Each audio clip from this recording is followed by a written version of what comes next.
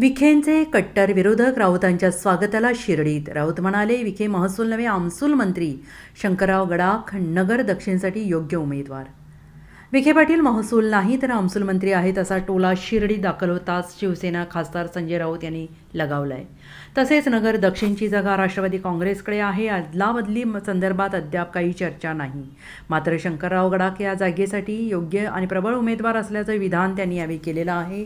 शिर्डी येथे पत्रकारांशी संवाद साधताना राऊत बोलत होते. नाशिक येथील दौरा आटपून संजय राऊत थेट शिर्डीला साई दर्शनाला पोहोचले. यावेळी विखे पाटील यांच्या कट्टर विरोधक समजल्या जाणाऱ्या प्रभावती घोगरे राऊत यांच्या स्वागताला आल्या होत्या. त्यामुळे भविष्यातील विखे विरोधक उमेदवार अशी चर्चा शिर्डीत रंगलेली आहे. संजय राऊत म्हणाले, मी महाराष्ट्रातील स्वाभिमानी राजकारणी आहे. राज्यावर सध्या जे संकट आहे ते दूर व्हावे. महाराष्ट्र गुलामगिरीमुक्त व्हावा. शेतकरी, कष्टकरी आणि बेरोजगारांना चांगले दिवस येण्यासाठी राज्यात चांगले सरकार यावे यासाठी संजय राऊत यांनी साईचरणी प्रार्थना केल्याची माहिती दिली. शिर्डी लोकसभेबाबत संजय राऊत म्हणाले की ठाकरे गट वगैरे आम्ही मानत नाही. बाळासाहेबांनी शिवसेना स्थापन केली तेव्हा एकनाथ शिंदे गोधडीत असतील असा टोला त्यांनी मुख्यमंत्र्यांना लगावलेला आहे. शिर्डी लोकसभेच्या जागेसाठी शिवसेनेकडे इच्छुकांची संख्या वाढत आहे. याचा अर्थ मूळ शिवसेनेकडे ताकद आहे. आमची जिंकण्याची क्षमता किती आहे हे सर्वांना माहीत असल्याचं वक्तव्य त्यांनी केलं आहे. देवेंद्र फडणवीसांनी काल भाषणात उल्लेख केला 2023 साली करू द्या. त्यांना आता आयुष्यामध्ये 2024 नंतर नाटकं, एकांकिका हेच करायचं आहे. दुसरं काम काय त्यांना? येत्या 2-3 दिवसात साहेब अपात्रतेवर निकाल येण्याची शक्यता आहे. येत्या 2-3 दिवसात अपात्रतेवर निकाल येण्याची शक्यता आहे. तो शिंदे गटाच्या बाजूने लागेल अशा पद्धतीचं सुतोवाच खरं तर गुलाबराव पाटील त्याला एक लक्षात घ्या, या देशातली न्याय व्यवस्था किती गंभीर अवस्थेला पोहोचली आहे.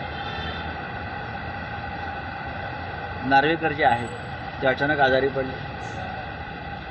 आता ते अचानक बरे झाले. बरे झाल्यावरती ताबडतोब जाऊन मुख्यमंत्र्यांना भेटले. म्हणजे न्यायालयाच्या न्यायमूर्तींना ज्याला आपण ट्रायब्युनल म्हणतो, ज्याने न्याय द्यायचा आहे तो आरोपीच्या घरी जाऊन भेटला गंडेदाराला. ही आपली न्याय व्यवस्था. म्हणून डॉक्टर आंबेडकरांचं संविधान धोक्यात आहे असं आम्ही म्हणतो की न्यायमूर्ती ज्याच्यावर न्याय करण्याची जबाबदारी सर्वोच्च न्यायालयानं सोपवलेली आहे, तो न्यायमूर्ती उठतो, गाडीत बसतो आणि आरोपीच्या घरी जातो आणि आरोपीबरोबर चहापान करतो आणि हसत बाहेर पडतो. ही या देशाची अवस्था. आत्ताच्या मुख्यमंत्र्यांना मानेच्या पट्ट्याची गरज नाही असं देवेंद्र फडणवीसांनी अप्रत्यक्षरित्या. बरोबर आहे. त्यांच्या गळ्यात जो दिल्लीचा पट्टा बांधलेला आहे सध्या, मानेचा पट्टा हा एक आजार असतो. असे आजार अनेकांना होत असतात. अमित शाही आजारी असतात, मोदी आजारी पडू शकतात. पण त्या मानेच्या पट्ट्यापेक्षा त्यांच्या गळ्यात जो दिल्लीच्या गुलामीचा पट्टा घातलेला आहे ना, तो महाराष्ट्राला वेदना देणार.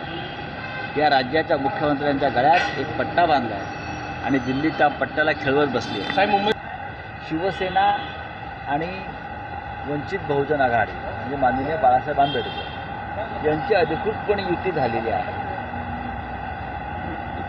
आणि ही युती जाहीर करण्यासाठी स्वतः माननीय उद्धव ठाकरे हे प्रकाशजी आंबेडकर यांच्याबरोबर आंबेडकर भवनात जाऊन त्यांनी पत्रकार परिषद आंबेडकर साहेबांबरोबर घेतली. हे सगळ्यांना माहिती आहे. म्हणजे शिवसेना हा महाविकास आघाडीतला प्रमुख घटक पक्ष आहे. आमच्याबरोबर आता वंचितची युती आहे. म्हणजे आम्ही असं मानतो की वंचितसुद्धा महाविकास आघाडीचा घटक आहे.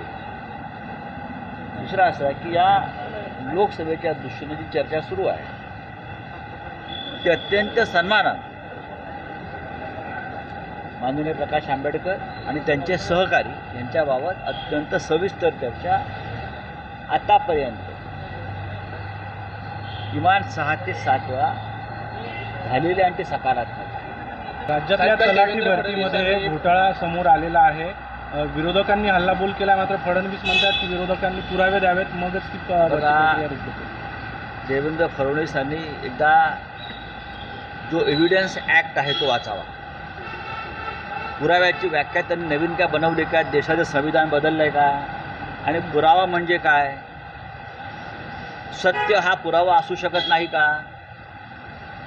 सत्य हा सगळ्यात मोठा पुरावा असतो. जर संघ परिवाराला सत्य हा पुरावा वाटत नसेल तर त्यांनी ठिकठिकाणी नवीन कब्रस्थानं खोदावीत आणि तिथे सत्य पुरावं. ते आम्ही सत्य मानत नाही. एवढे शेकडो तलाठ्यांची पोरं. Bureau report SBN Marathi Shirdi.